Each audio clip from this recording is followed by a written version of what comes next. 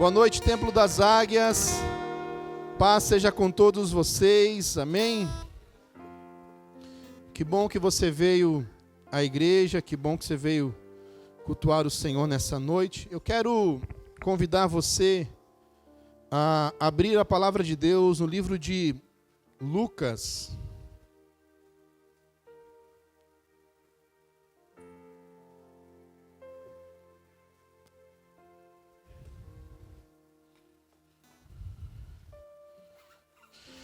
Capítulo 19.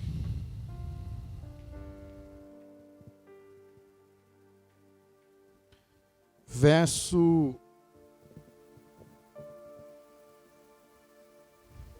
35.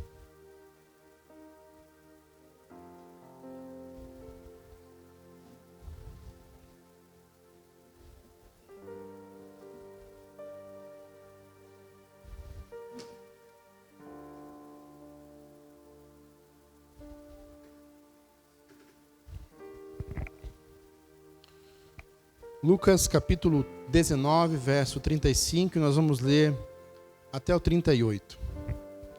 Levaram-no a Jesus, lançaram seus mantos sobre o jumentinho e fizeram que Jesus montasse nele. Enquanto ele prosseguia, o povo estendia os seus mantos pelo caminho. Quando ele já estava perto da descida do Monte das Oliveiras, toda a multidão dos discípulos começou a louvar a Deus alegremente e em alta voz. Por todos os milagres que tinham visto, exclamavam: Bendito é o Rei que vem, em nome do Senhor. Paz no céu e glória nas alturas. Senhor, obrigado por esta palavra, por esse texto que acabamos de ler, que o Senhor ministre o nosso coração. Que a tua palavra não volte vazia, mas antes ela cumpra o seu propósito na vida de cada um dos meus irmãos. Que seja um tempo proveitoso na sua presença e que o Senhor derrame sobre nós a sua graça. Espírito Santo, me usa, fala conosco, assim como o Senhor já falou comigo e ministrou o meu coração. Que eu possa transmitir a eles com clareza, simplicidade, mas também com poder e autoridade. Tu és bem-vindo em nosso meio e neste lugar e na vida de cada um que está aqui. Em nome de Jesus. Amém. Pode tomar o seu assento.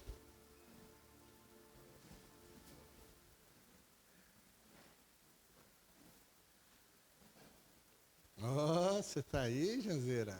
Janzeirinha. Que bom que vocês estão aí. Irmãos, estou muito feliz porque o Senhor tem feito grandes coisas no nosso meio e nesta igreja, e ainda vamos viver grandes coisas neste lugar.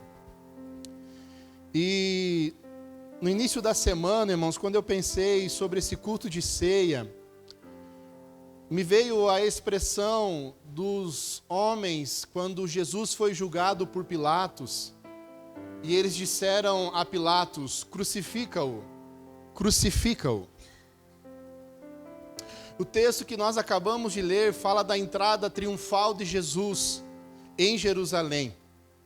A Bíblia diz que as pessoas se aglomeravam e jogavam os seus mantos para que Jesus passasse com o seu jumentinho.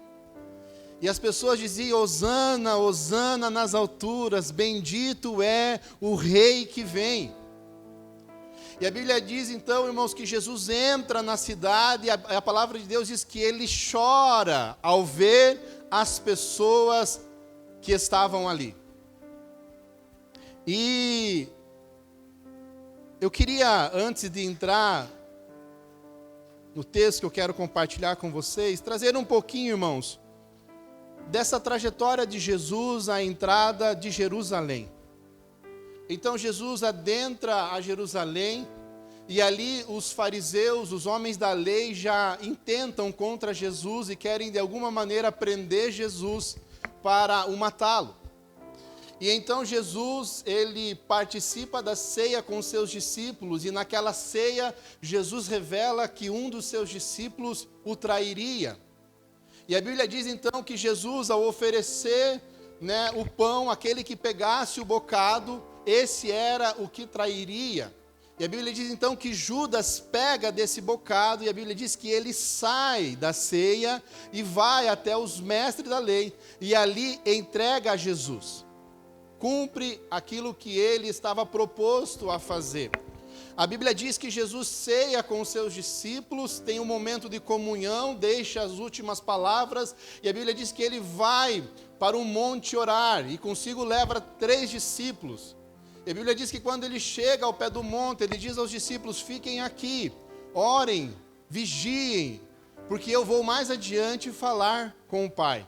E a Bíblia diz que por 3 vezes Jesus foi e voltou e encontrou os seus discípulos dormindo. Em um determinado momento dessa oração, chega Judas com os homens da lei para entregar Jesus. E a Bíblia diz que Judas então dá um beijo em Jesus como símbolo daquele que deveria ser preso, mostrando que era aquele Jesus de Nazaré. A Bíblia diz então que Pedro se revolta, se levanta, saca da sua espada e corta a orelha de um dos soldados. E Jesus diz para Pedro: Pedro, não se meta, rapaz, não se envolva com isso. É mistério que eu participe disso mesmo, chegou a minha hora. E a Bíblia diz que Jesus então pega a orelha daquele soldado, coloca no lugar e ele fica são.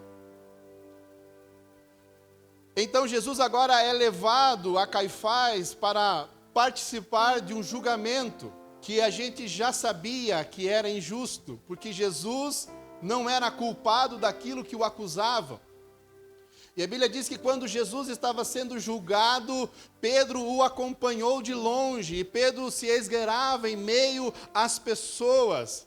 E aí as pessoas diziam: você é um deles, você é um discípulo de Jesus, você fala como eles, você se veste como eles, você anda como eles. E a Bíblia diz então que Pedro por 3 vezes negou Jesus e o galo cantou. Então a Bíblia diz que quando o galo canta e Pedro nega Jesus, ele olha para Jesus, e Jesus, com um olhar penetrante, traz a lembrança de Pedro, o aviso que ele tinha dado lá atrás: Pedro, você vai me negar.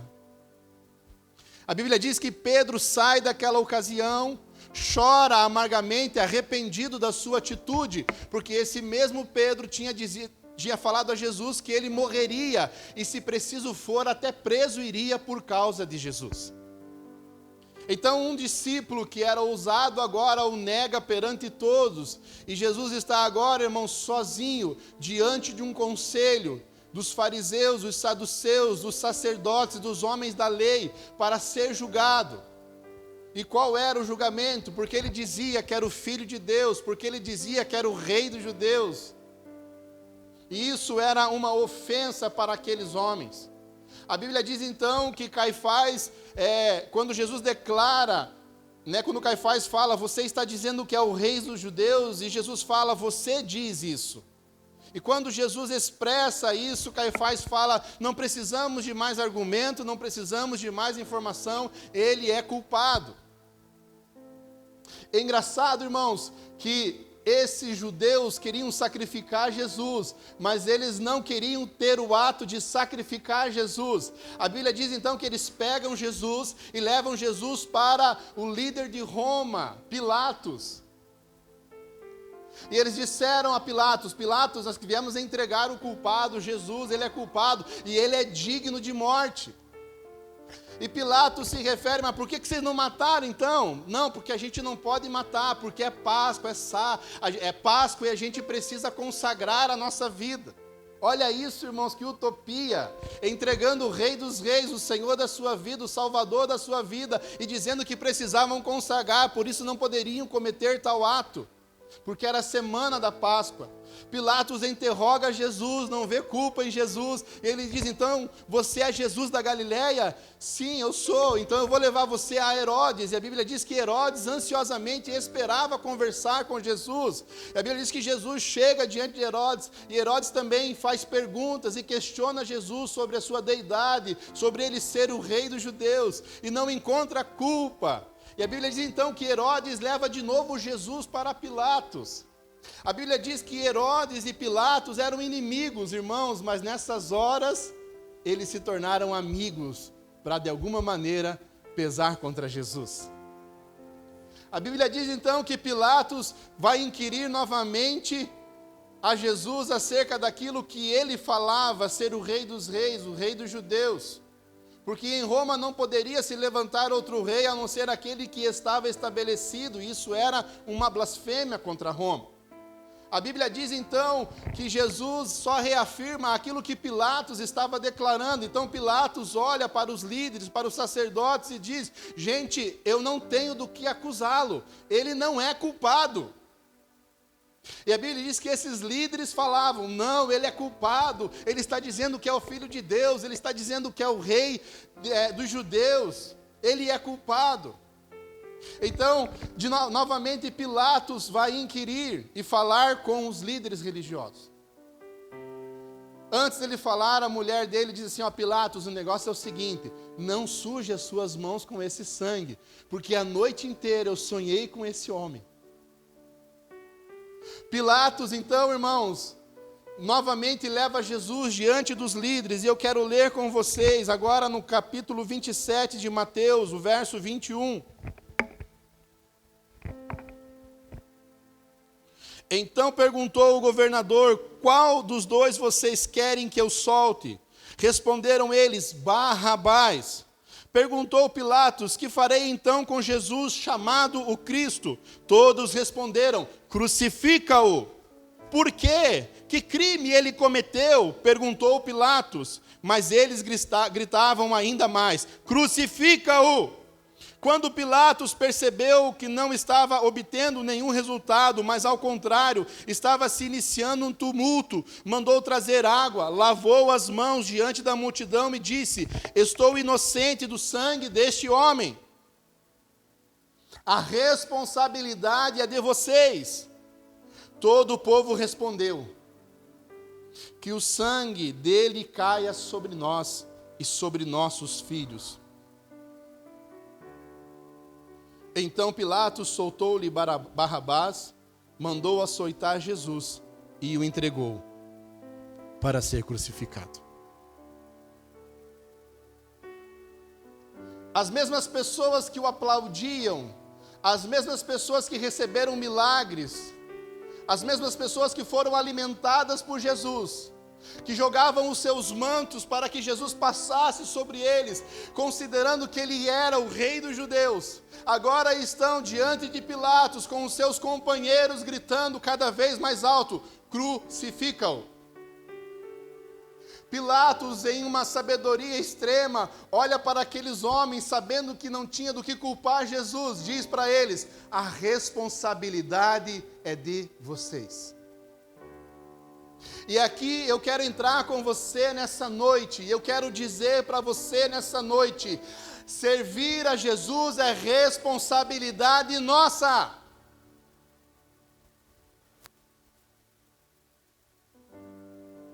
Estar servindo a Deus, estar congregando, estar cultuando, estar sendo um servo do Senhor no reino dele, cabe a mim e cabe a você, é responsabilidade nossa. Quando Pilatos olha e diz: eu não tenho do que culpar esses homens, Pilatos insiste com esses homens, e gente, vocês estão cobrando algo que não existe, é sem pé, sem cabeça, não tem cabimento o que vocês estão fazendo. A Bíblia diz que eles começam, irmãos, a tumultuar. Há uma inquietação no coração, há uma perturbação na sua mente, na sua alma, e tudo o que eles querem é crucificar o Rei dos Reis, o Senhor Jesus. Não foram as experiências, irmãos, dos milagres. Não foram, irmãos, as experiências de sentar de 50 em 50 e comer o pão e o peixe que foi multiplicado. Não foram as experiências de participar de uma cura, de um aleijado, de um cego, de um coxo. Não foram as experiências de ver um jovem gadareno sendo liberto que os convenceram de que Jesus era o Rei dos judeus. Não foram caminhadas ao deserto, não foram reuniões de oração, não foram pregações a céus abertos que Jesus fez, que os convenceu que Ele era o enviado de Deus, Jesus o Cristo.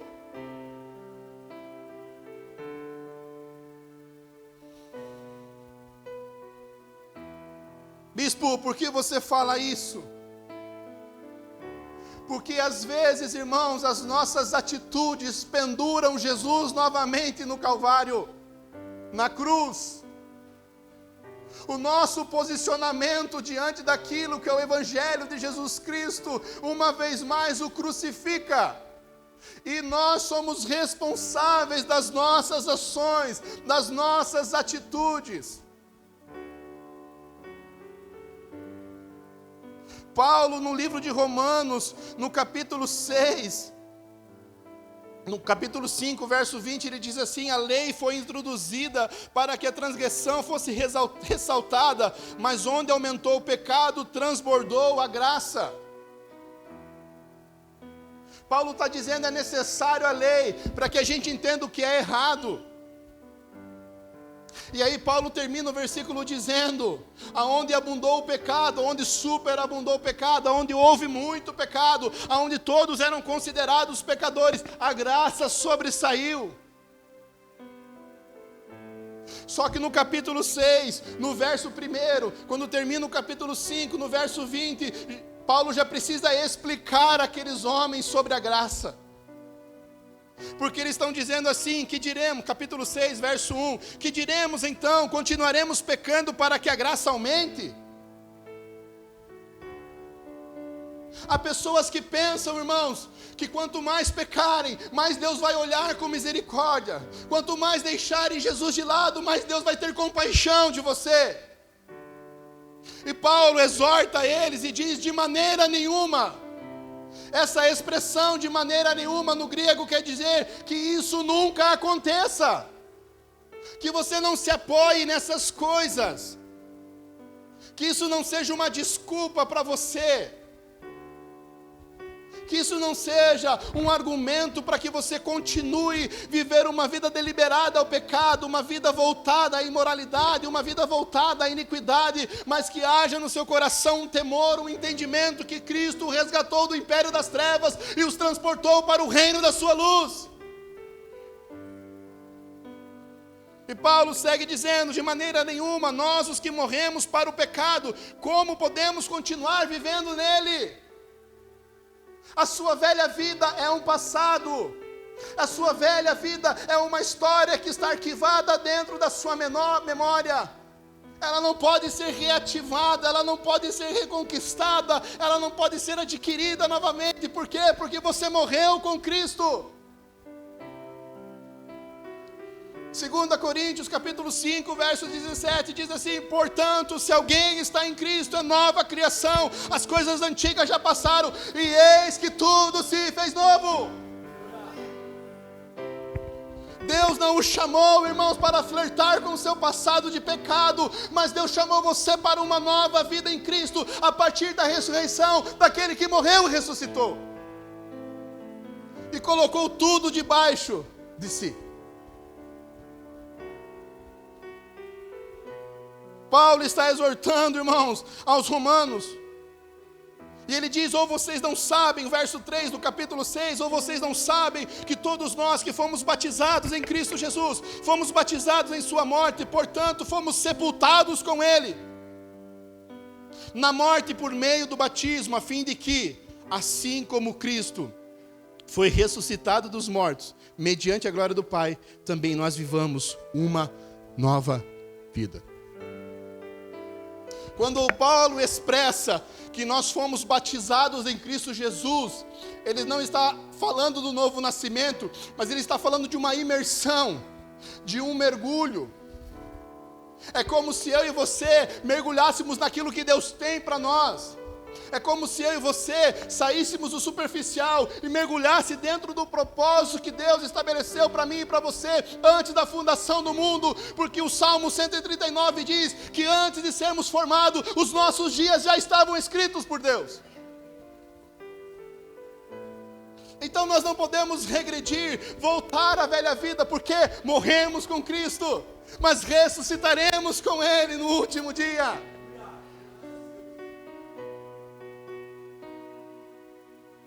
Aleluia.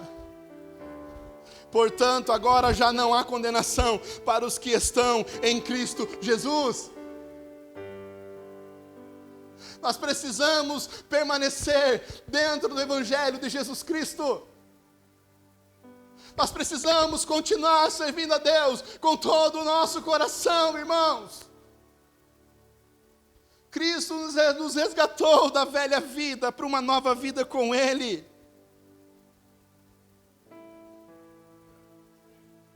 Irmãos, eu trouxe esse texto do julgamento de Jesus, porque esses homens andaram com Jesus e deram as costas para Jesus. Há muitos hoje, irmãos, apostatando da sua fé. Há muitos hoje abrindo mão daquilo que eles creem, irmãos, que é no Filho amado, Jesus Cristo, Salvador das nossas vidas. A história não mudou. Jesus voltará a buscar os seus, irmãos. Não se turbe o vosso coração. Crede em Deus, crede também em mim. Na casa de meu pai há muitas moradas. Se não fosse assim, eu não vou teria dito: vou preparar-vos lugar e virei outra vez para vos buscar. Precisamos permanecer na nova vida com Cristo, irmãos. Precisamos resistir aos intentos do nosso adversário. Precisamos resistir às vontades da nossa carne. Precisamos resistir aos maus pensamentos que bombardeiam a nossa mente. Precisamos resistir às ofertas dos nossos inimigos, irmãos. Por quê? Porque nós vivemos uma nova vida em Cristo Jesus. 1 João capítulo 3, verso 3 diz assim: todo aquele que nele tem esta esperança purifica-se a si mesmo, assim como ele é puro. Todo aquele que pratica o pecado transgride a lei. De fato, o pecado é a transgressão da lei. Vocês sabem que ele se manifestou para tirar os nossos pecados, e nele não há pecado. Todo aquele que nele permanece não está no pecado. Todo aquele que está no pecado não o viu e nem o conheceu. Aqueles homens participaram dos milagres, aqueles homens participaram das reuniões, aqueles homens andaram com Jesus, participaram dos encontros, aqueles homens tiveram algumas experiências com Jesus, mas isso não mudou quem eles eram. Isso não teve validade, isso não teve garantias, irmãos. No primeiro momento eles decidiram gritar: crucifica-o, crucifica-o. Soltem Barrabás. As nossas ações, irmãos, o nosso posicionamento, a nossa vida, como a gente leva a nossa vida, irmãos, diz muito de como nós estamos com Cristo Jesus.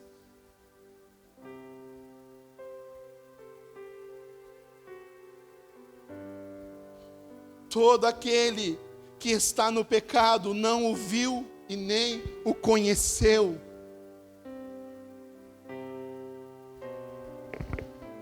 Tem gente, irmãos, que não conseguiu abandonar o pecado ainda.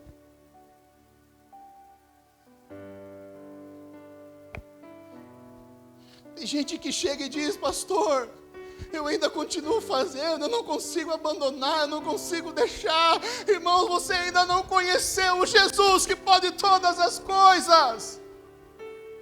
Você ainda não experimentou o poder da transformação, da regeneração que está em crer em Cristo Jesus, irmãos.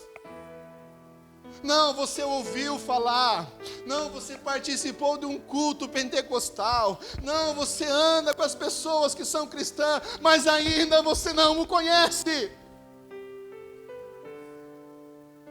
Você ainda não sabe quem é Jesus, irmãos.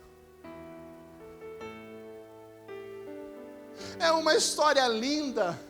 É um homem genuíno. É um homem muito bom, que ajudou muitas pessoas. É um homem que alimentou os famintos, que curou os enfermos. É um homem que visitou. É um homem que andou junto. É um homem que caminhou com as pessoas. Não, irmãos, ele é o Filho de Deus, enviado para perdão dos nossos pecados e para a salvação de todo aquele que nele crê. Esse é o nosso Jesus, irmãos. Quando eu e você dizemos que não conseguimos abandonar o pecado, nós estamos diminuindo quem é Jesus na nossa vida e em toda a história do contexto do mundo.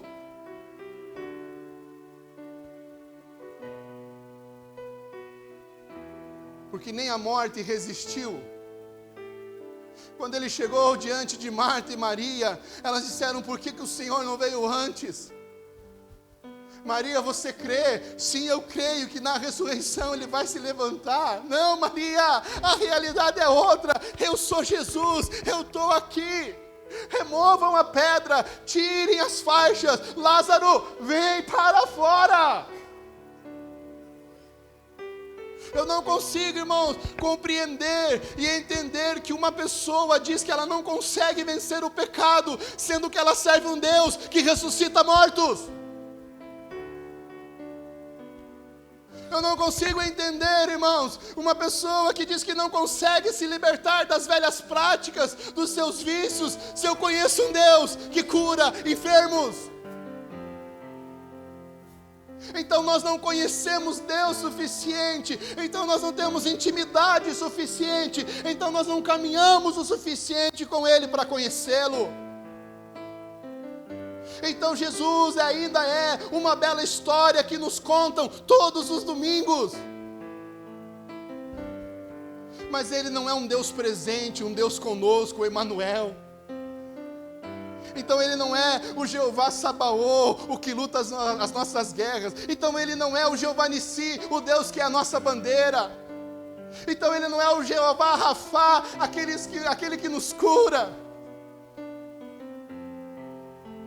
Quem é o seu Deus, irmãos? A quem você tem servido todos os dias da sua vida? Você congrega, irmãos, em uma igreja. Quem é o teu Deus? Quem é o teu Senhor?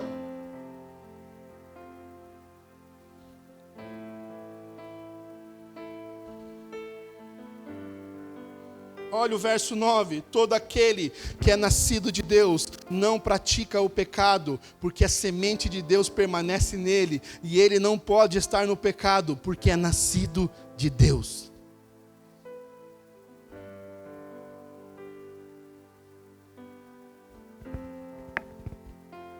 É Deus, irmãos, na nossa vida.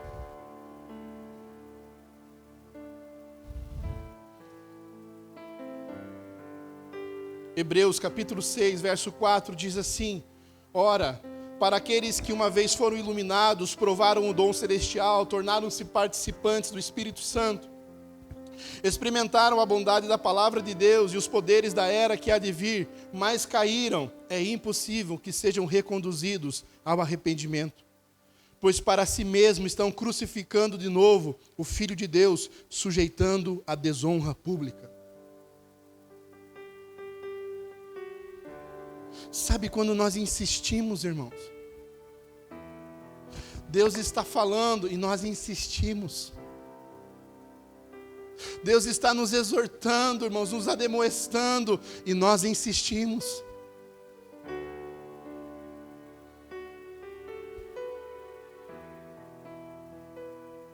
Deliberadamente voltamos o nosso coração para aquilo que desagrada a Deus. Deliberadamente voltamos a nossa mente, a maquinária, a imaginária, a traçar planos maléficos, irmãos, para praticá-los. Estamos crucificando Cristo novamente, irmãos. Estamos expondo Ele à desonra, à vergonha. Não estamos dando o devido valor, o devido mérito, considerando quem Ele é, irmãos. Nós precisamos, irmãos, pensar sobre essas coisas. 1 João capítulo 1, verso 6 diz assim: se afirmamos que temos comunhão com Ele, mas andamos nas trevas, mentimos e não praticamos a verdade. A responsabilidade é nossa.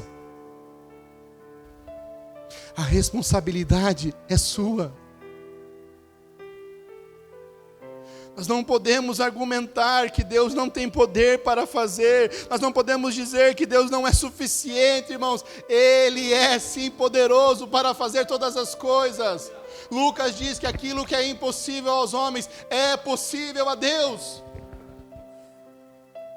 Não limite o seu Deus à sua ignorância, à sua incredulidade, à sua falta de fé, mas creia em um Deus que pode todas as coisas. A Bíblia diz que açoitaram Jesus. A Bíblia diz que lhe colocaram uma coroa de espinho, e os soldados zombavam, e riam, e esbofeteavam o seu rosto. A Bíblia diz que colocaram ele em um caminho para carregar uma cruz pesada. A Bíblia diz que ele não suporta e ele cai, então o Cirineu é chamado para carregar a cruz. A Bíblia diz que quando chega no Calvário, Jesus é deitado sobre aquele madeiro e cravos, irmãos, transpassam as suas mãos e os seus pés. Então ele é pendurado, do seu lado direito e do seu lado esquerdo estão dois ladrões, e um blasfema, e um diz: se tu és o Filho de Deus, desce da cruz e tira a gente dessa enrascada. E o outro está dizendo: lembra-te de mim, tem misericórdia de mim. E Jesus olha para ele: hoje mesmo você estará comigo no paraíso. Eu quero dizer para você, se você chegar diante de Deus e dizer: Senhor, tem misericórdia de mim, Ele vai estender a mão para você.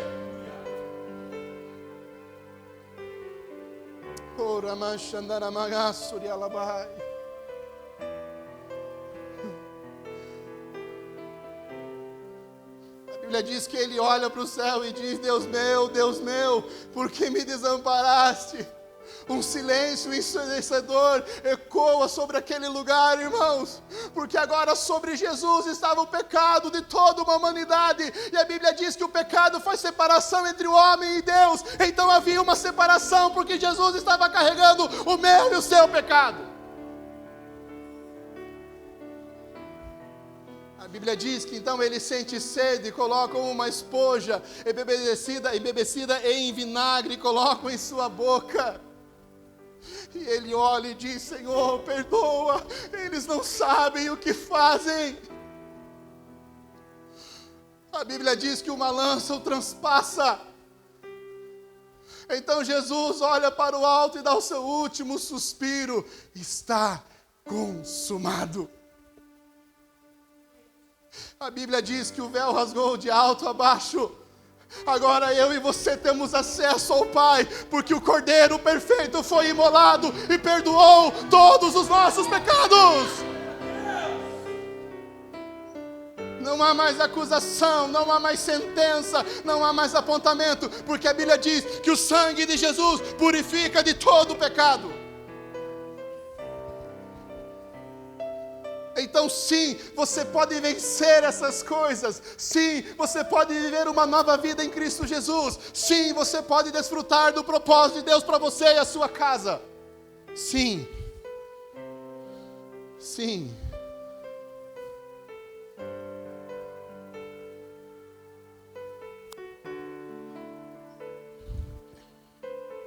Sim. Jesus morreu por mim e por você, para que eu e você tivéssemos vida. A Bíblia diz que um homem rico cede um lugar para sepultar Jesus, então colocam as especiarias, enrolam os panos, colocam Jesus no túmulo, fecham o túmulo. E os discípulos estão chorando, os discípulos estão contristados: perdemos o nosso mestre.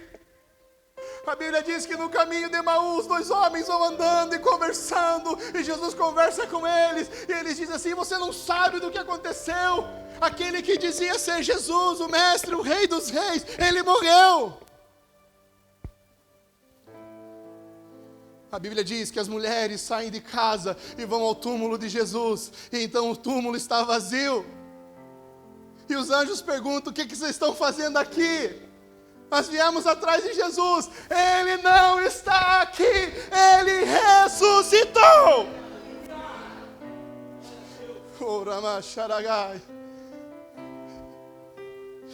Ele ressuscitou para que eu e você possamos ter uma nova vida, agora debaixo daquilo que Deus tem para nós, não mais uma vida voltada à concupiscência dos olhos, à concupiscência da boca, dos lábios, à concupiscência da carne, mas uma vida debaixo daquilo que Deus tem para mim e para você.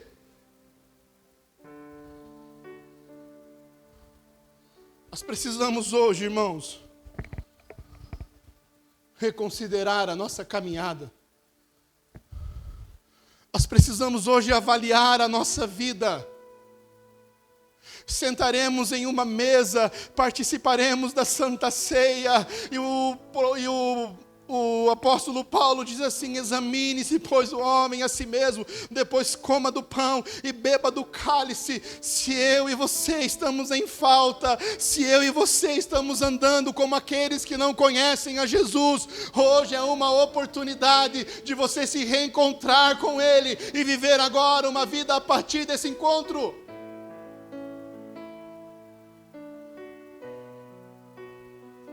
Essa é uma noite especial para isso, irmãos. Essa é uma noite oportuna para que eu e você possamos caminhar com Cristo e conhecer o nosso Senhor.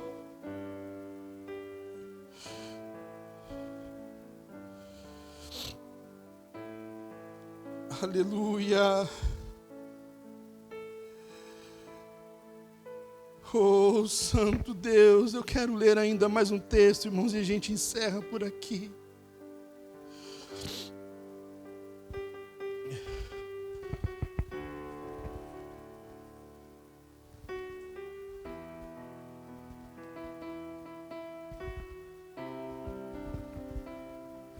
Livro de Apocalipse.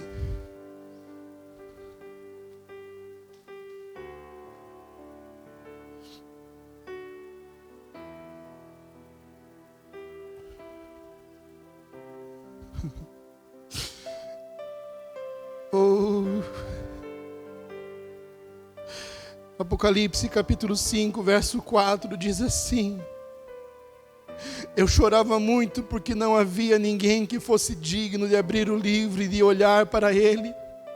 Então um dos anciãos me disse: não chore, eis que o leão da tribo de Judá, a raiz de Davi, venceu para abrir o livro e os seus 7 selos.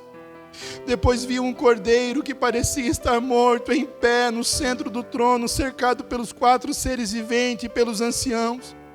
Ele tinha 7 chifres e 7 olhos, e que são os 7 Espíritos de Deus enviados a toda a terra. Ele se aproximou e recebeu o livro da mão direita daquele que estava sentado no trono.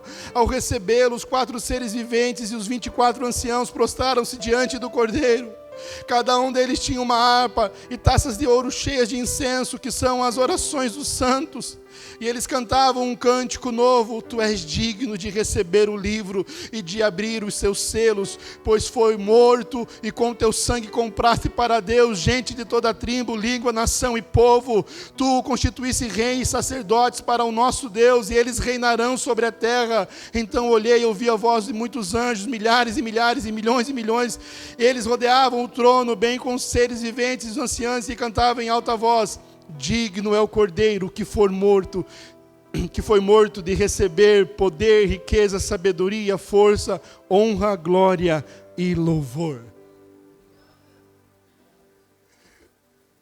Ele é digno. Ele é digno. E Ele comprou para si, irmãos, tribos, línguas, povos e nações. Todos aqueles que o receberam, deu-lhes o direito de serem filhos de Deus. Irmãos, Deus nos chamou para ser filho dele, através do seu Filho Jesus.